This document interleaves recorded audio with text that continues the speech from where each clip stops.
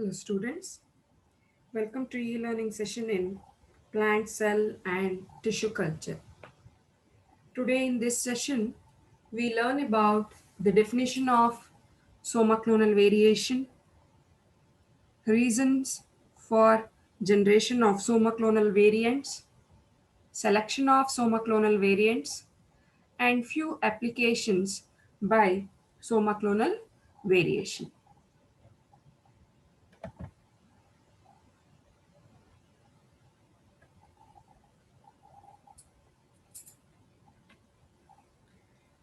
The plants regenerated in vitro in laboratory condition from tissue culture are not exact copies of the parental plants. They are not exact replicas of parental plant. Plant regeneration in vitro conditions is an asexual process involving only mitotic divisions of the cells or the tissue which we have inoculated on the aseptic media. Therefore, it is expected that all the plantlets or clones which are derived from the callus or the plant tissue culture cells would be alike. But phenotypic variations are very commonly observed among these plant tissue culture regenerated plants. In tissue culture studies, however, the importance is given only to large scale generation of the plants, and the process, that is plant tissue culture, ignore the importance of phenotypic variations. But according to the principles of classical genetic phenotypic genetics, so these morphological variations or the phenotypic variations are usually associated with the genotypic variations. That is, the variations in the chromosomes, number, or the length, or the chromosomal abnormalities will result in the phenotypic variations. This genetic variation occurs in undifferentiated callus tissue, isolated protoplasts, or the morphological and even the morphological traits of the regenerated plants. So the cause for this genetic variation is the changes in the chromosome number and genes, which in turn are due to mostly mutations. Sometimes these mutations, these genetic variation will also result from the environmental factor, that we call it as the epigenetic factor. So or in combination with the genetic variation and the epigenetic factor, that is mutation along with the environmental factor, will bring about the phenotypic variation. So what is the definition of somaclonal variation? The two scientists, Larkin and Snowcroft, in 1981, they defined somaclonal variation as the somaclonal variation is the genetic variability which is regenerated during tissue culture. It's a genetic variability which is regenerated during tissue culture. So that will be expressed phenotypically. So the variations include the karyotypic changes, isoenzyme characteristics, and even morphological variations. Later in 1984, the scientist group, that is Evans et al., used the term gametoclonal variation for variants specifically obtained from gametes or gametophytic cells. So you should remember here the difference. Gametoclonal variations for the gametophytic cells.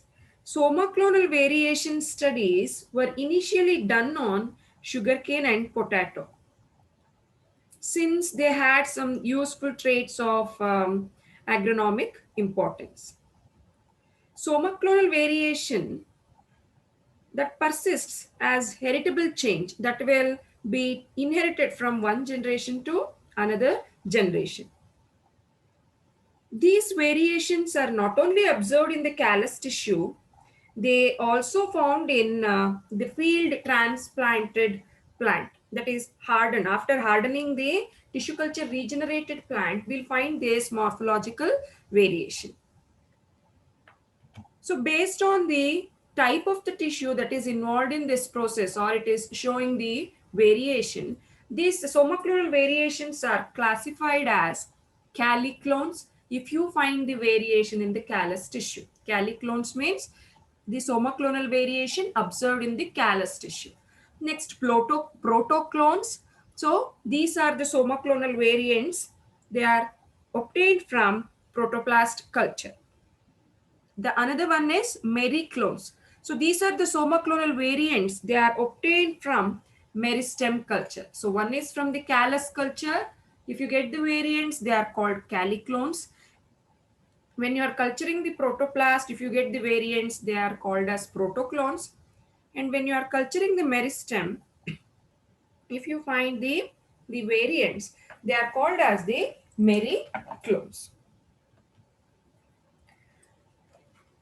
These somaclonal variation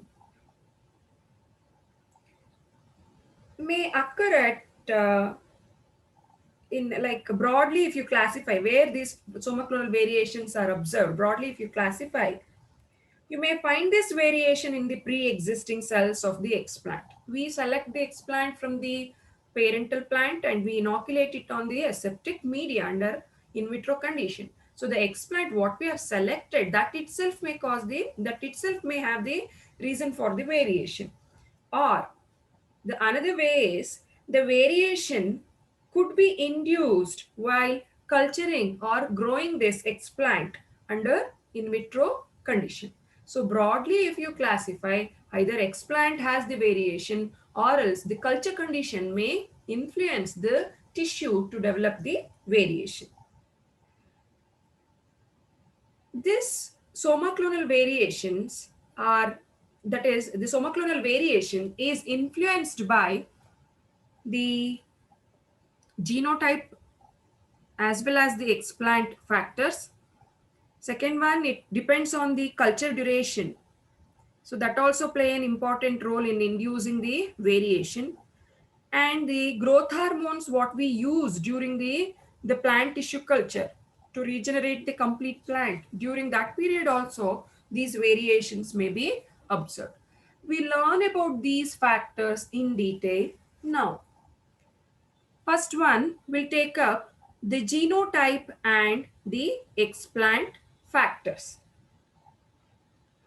Originally, ploidy level. Ploidy level means the total chromosome number of the plant or the explant plays an important role in somaclonal variation. Meristematic tissues, what we select to grow under in vitro condition, that meristematic tissue show lesser or no variability compared to the other explant sources which are distant from the region of meristematic region. In meristematic cells, the cells divide normally by mitotic division. So the mitotic division will be observed in all diploid cells and they produce no change in the chromosomal complements. But if you select the explant from the region away from the meristematic region, then the changes are very common in the non-meristematic tissue. The DNA of the non-meristematic cells, they undergo DNA duplication and endoreduplication. That is, the DNA will be duplicated and it will be there within the nucleus. That is called endoreduplication. This results in chromosomes with multiple chromatids. Only DNA is multiplied, only DNA is duplicated. So all that will be enclosed within the nucleus. So that is why we find the variation in the explant that is selected away from the meristematic region. Organogenesis or embryogenesis occur mostly from diploid cells. Therefore, the cells with the pre-existing variations in the explant does not rule out the somaclonal variation. So if the explant, if it has the variation, that will be inherited to the next generation or will be inherited to all the plants that are regenerated by tissue culture. The karyotype analysis of somaclonal variants usually exhibit the change in the ploidy, that is the chromosome number. But in some cases, such as the somaclones observed in cauliflower plant, the karyotype changes are not observed. There is no much difference in the chromosome number in cauliflower somaclones. The chromosomal aberrations in variants are due to the mechanisms like translocations, reciprocal translocations, deletions, or addition of chromatids, inversion, or it may be by reunion or chromosomal breakage. So all this will bring about the variation. These variants were reported from barley, ryegrass, garlic, and even from the oats. So this chromosomal variations generally takes place during culturing of the explant under in vitro condition. When you are selecting the explant, you can select the explant from any part of the plant. It may be from the leaf, root, shoot, ovule, bud, etc. And the explant source, from which plant you are selecting the explant, plays an important role in the somaclonal variation. For example, in case of the plant geranium, if you select the root or petioles, so if you observe the tissue culture regenerated plant by taking the root or the shoot, you will find the somaclones only when you take the root or petiole. But when you take the shoot of the geranium plant, so this explant, shoot explant, will not result, as it does not result in somaclones. So the source of the explant play an important role. In pineapple, the calli developed from the axillary or crown buds show alteration in spine characters. But calli developed from the syncarp exhibit variations with reference to leaf color, foliage, etc. That means the type of the variation we observe will also vary with the type of the explant we are taking for culturing. That is regarding the first factor, that is genotype and the explant factor. Next, we'll move on to the culture duration. How this culture duration will bring about somaclonal variation. Many cultured cells, they exhibit chromosomal variation. It's mainly due to pre-existing chromosomal variations in the explant or nuclear fragmentation during first cell division in the callus. You should um remember this one. Nuclear fragmentation or any change which takes place in the first cell division will bring about the variation. Then another thing is endomitosis and endoreduplication, aneuploidy, and all this will bring about the variation. However, during a plantlet regeneration phase, usually the stable diploid cell lines only show the growth, and polyploids are found in many cases.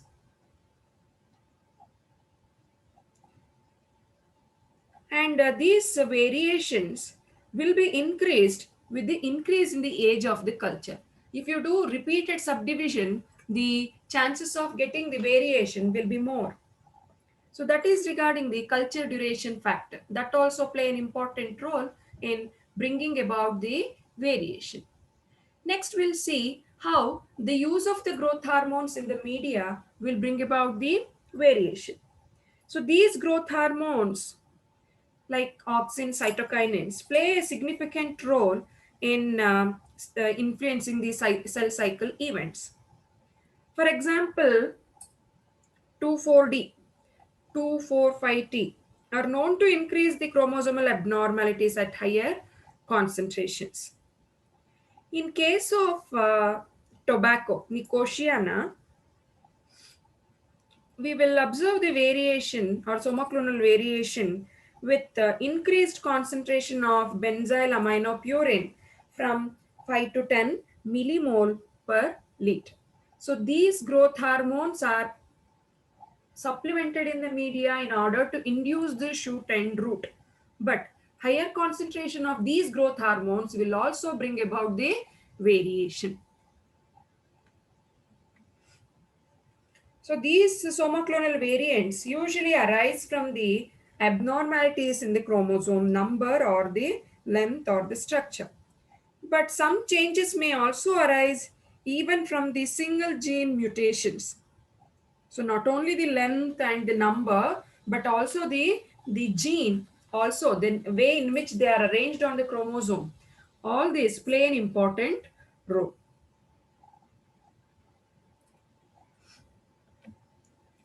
Having all this information, how we can get the variants in the tissue culture or under in vitro condition, the selection of the somaclonal variant is very important. When the variant is showing the desirable character, the selection of the somaclonal variant is very important. So there are a number of selection systems for selecting these somaclonal or somaclones. Among them, only four are listed here. First one is analysis of phenotypes. Second one is cytological studies. Third one is DNA content of the variants. Fourth one is protein and enzyme studies. First, we'll take up the analysis of the phenotype. Analysis of the phenotype. So, these phenotypic variations are identified and isolated. All the observable phenotypic character or all the morphological differences, observable phenotypic characters are noted carefully for each species, parents as well as the tissue culture regenerated plant. And these regenerated plants with the variations are carefully selected and transplanted to field conditions. So here what they see is they see the plant height. They'll compare the plant height of the parent as well as tissue culture regenerated plant, leaf size, flowering time, yield, seed fertility, flower morphology, and even vaccinus will be considered for comparing the tissue culture regenerated plant and the parental plant. If they show any variation, observable variation, if it is observed, they'll be carefully selected and will be hardened or transplanted into the field conditions. So just by seeing with the help of the eyes with all these characteristics, they select the variant. Next is cytological studies. Cytological studies. Here what they do is squash preparation will be prepared. Squash preparations will be prepared. So the regenerated plant which is showing the variation, its squash will be prepared and will be stained with a stain like acetocarbon and fuelgen. So this staining offers the difference in the morphology and the structural changes in the chromosome. So the banding technique is employed or used in cytological studies to identify the certain chromosomal changes. Third one is DNA content of the variant. They quantify the DNA content. DNA content of the variant is determined by cytophotometry technique. The quantity of the DNA present in the variant will be measured using the cytophotometry technique. Usually, uniformly dividing diploid cells will show same amount of the DNA content. Same DNA content will be observed in normal cells. While the cells, tissue culture regenerated cells with varied morphology will be having varied chromosome number, or they show the different DNA content. Based on this technique, the suitable variant will be recognized, identified, and it will be isolated. The fourth and the last the selection technique is the protein and the enzyme studies. Protein and enzyme studies. Like our morphological studies and the genetic variants, these clones, soma clones, may be variant with respect to different biochemical characteristics. For example, proteins and enzymes. Here what they do is total protein will be isolated from the parental plant as well as the variant, and it will be fractionated using the gel electrophoresis, and the protein binding pattern will be compared. Similarly, the enzyme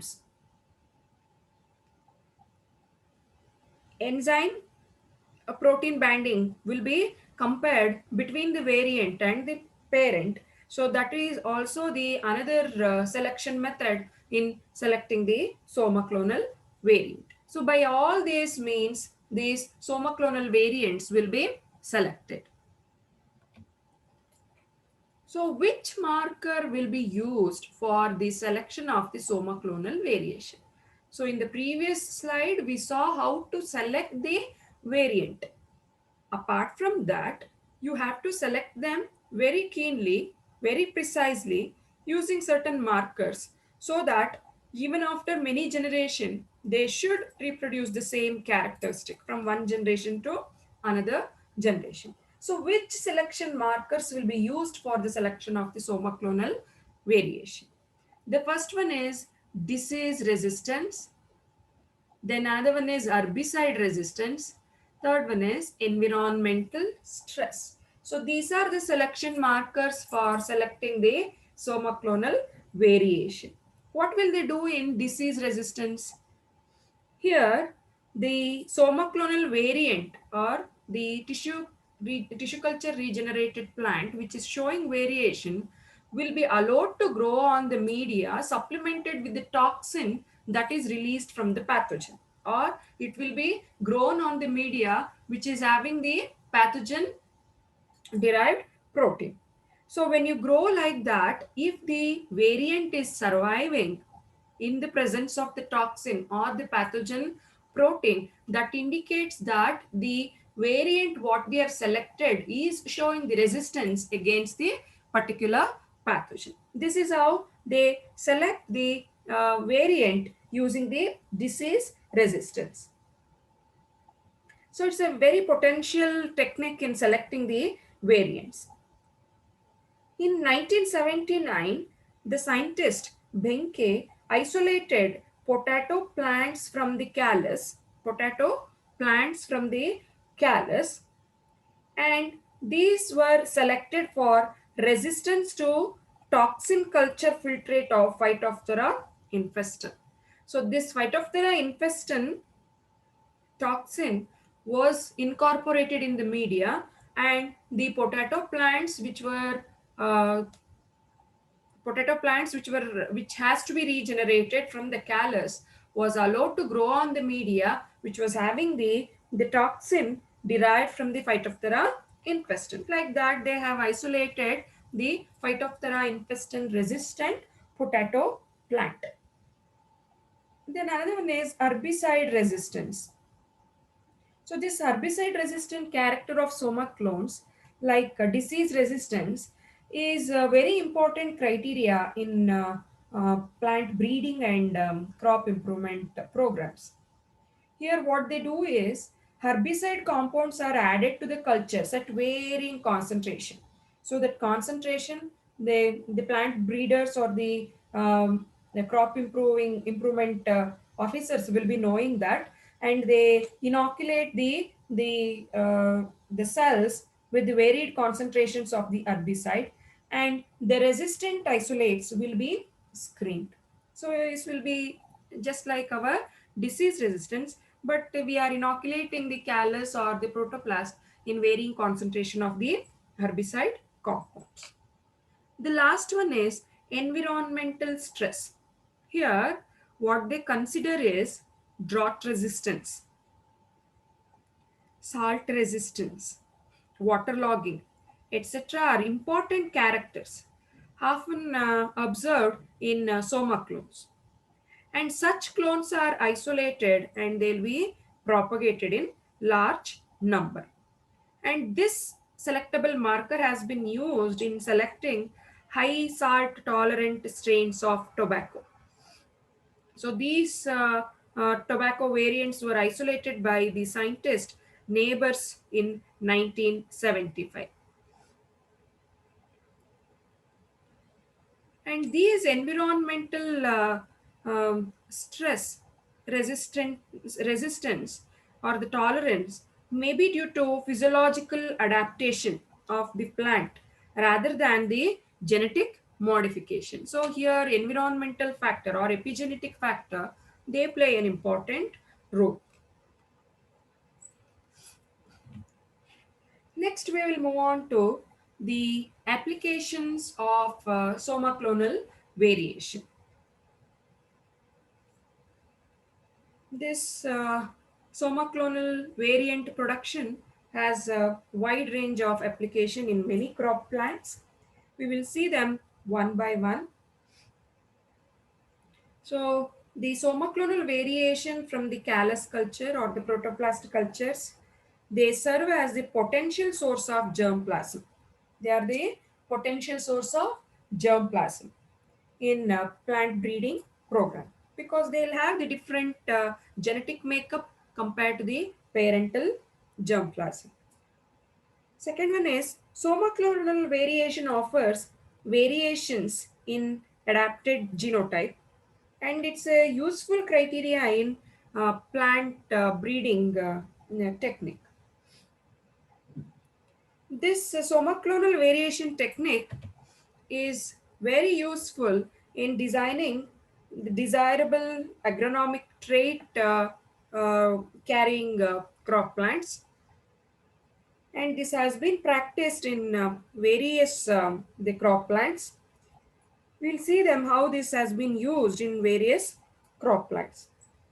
In case of rice or sativa, the variants are observed. More than 1200 soma clones were observed, and these variants were showing the changes in the plant height, maturity, grain yield, and other factors. When selfing was performed for two generations, the variants had become true breeding. True breeding means they'll show the same characters even after many generations. They are called true breeding plants. The progeny analysis showed that at least 72% of the regenerations showed difference from that of the parental type, at least in one character. What characters? In case of the plant height, maturity, and grain yield.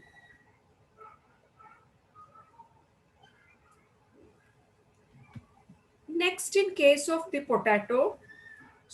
maize. In case of maize, using this technique, more than 80 somaclonal variants were produced, of which 17 were with the defective endosperm or seedling mutants. Somaclonal variation study in maize have shown that the pattern of the mitochondrial genome, the pattern of the mitochondrial genome, you know that the cell organelles like mitochondria and chloroplast, they carry the DNA, that is organellar DNA. In case of maize, the somaclonal variation study shows that the pattern of the mitochondrial genome can undergo genetic changes during the cell culture. And these variants are resistant to toxin and even they can overcome the infection by the Drexlera maidis. So these mitochondrial genome changes will bring about the resistance to the toxin and the infection by Drexlera. Next, in case of potato, using this technique, somaclonal variation, blight resistant potato has been selected or isolated. So these variants were resistant to late blight and early blight disease, which will be caused by Phytophthora infestans. Around 2% of the variants showed the transmission of resistant character to subsequent or the next generation. Using this technique, the Alternaria solani resistant potato has also been isolated. In case of the tomato, the somaclonal variants were screened for the traits like male sterility, fruit color, and jointless pedicel.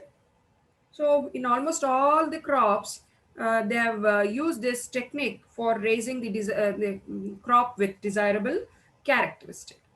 In case of wheat, variants showed the changes in the seed protein, grain color, grain yield, and plant height. In case of Brassica species, somaclonal variants with different flowering times, growth habit, and using this technique, they have isolated the Brassica species which is resistant to Formalingum infection. In case of tobacco, they have raised the soma clones which will yield more of alkaloids compared to wild type or the parental plant. Apart from that, tobacco leaves are commercially used. So economic importance is more if the plant is having the bigger leaf size. Such a plant height and leaf size and having important agronomical trait containing tobacco plants has been screened and selected by using this somaclonal variation. In case of geranium, many variants has been selected for the production of essential oil. So they produce more of essential oil compared to the parental geranium plant. So by this somaclonal variation, many plants has been selected and they have been regenerated further into true breeding plants by this tissue culture technique. So in this session, we learned introduction about somaclonal variation, definition of somaclonal variation, what are the reasons which will influence the tissue culture regenerated plant to develop the variation, how will they select these somaclonal variants, and we saw few applications of somaclonal variation for improving the crop characteristics, especially agronomic characteristics. I hope you understood this session. Thank you.